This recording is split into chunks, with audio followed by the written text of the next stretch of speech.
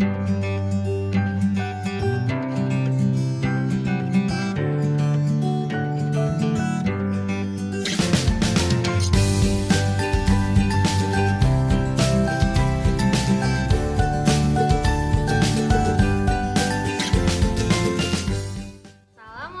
warahmatullahi wabarakatuh teman-teman kelas 5 senang. Apa kabar teman-teman hari ini?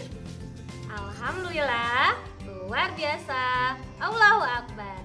Hari ini Bu Dinda mau mengajak teman-teman untuk mengetahui alat pernapasan pada hewan. Hewan apa saja ya?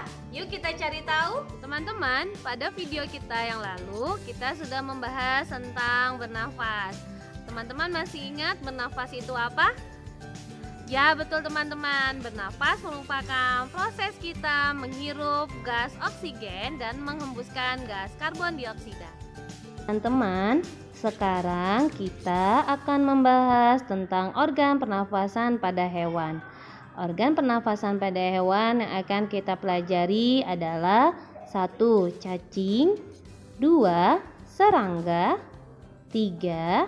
Ikan, 4. Amfibi, 5. Reptilia, 6. Aves, dan 7. Mamalia. Organ pernafasan cacing. Cacing tanah tidak memiliki organ pernafasan khusus. Cacing tanah bernafas menggunakan permukaan kulit yang banyak mengandung pembuluh darah. Permukaan kulit cacing tanah tipis, basah, dan berlendir untuk memudahkan cacing tanah menyerap oksigen. Oksigen diserap melalui permukaan kulitnya, kemudian diikat oleh darah dan diedarkan ke seluruh tubuh. Karbon dioksida dan uap air juga dikeluarkan melalui permukaan kulit. Berikut gambar dari organ pernafasan cacing tanah. Organ pernafasan serangga. Serangga bernafas dengan trakea. Trakea memiliki struktur bercabang-cabang yang menembus struktur jaringan tubuh yang biasa disebut trakeol. Trakea akan berakhir pada lubang kecil yang disebut spirakel. Spirakel merupakan tempat keluar masuknya udara pada serangga.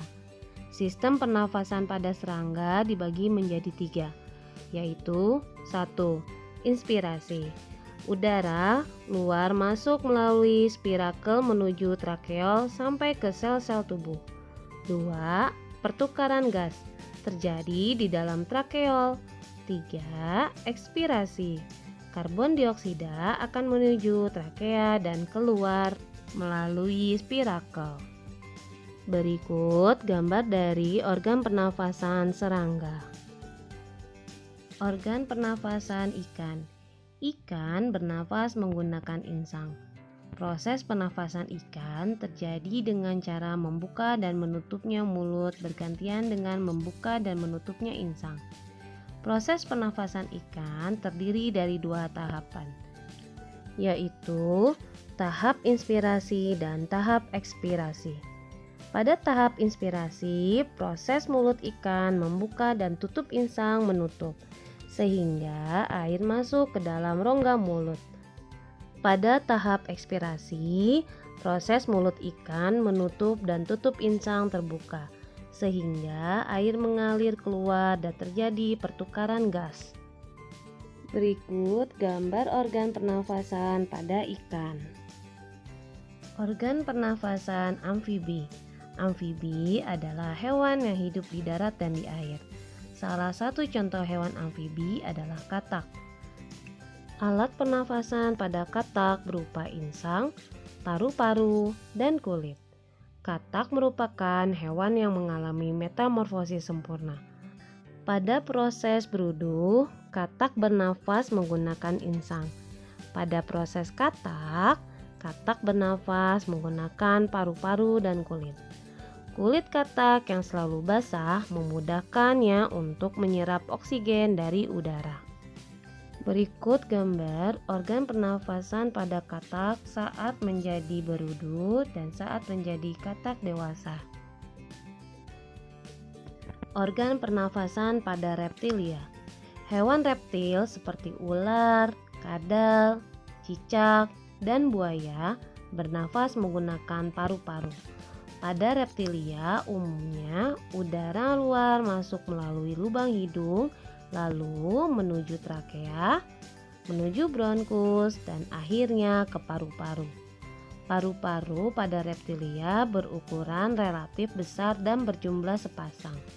Berikut gambar dari organ pernafasan pada reptilia buaya. Organ pernafasan aves atau kita di sini menggunakan burung.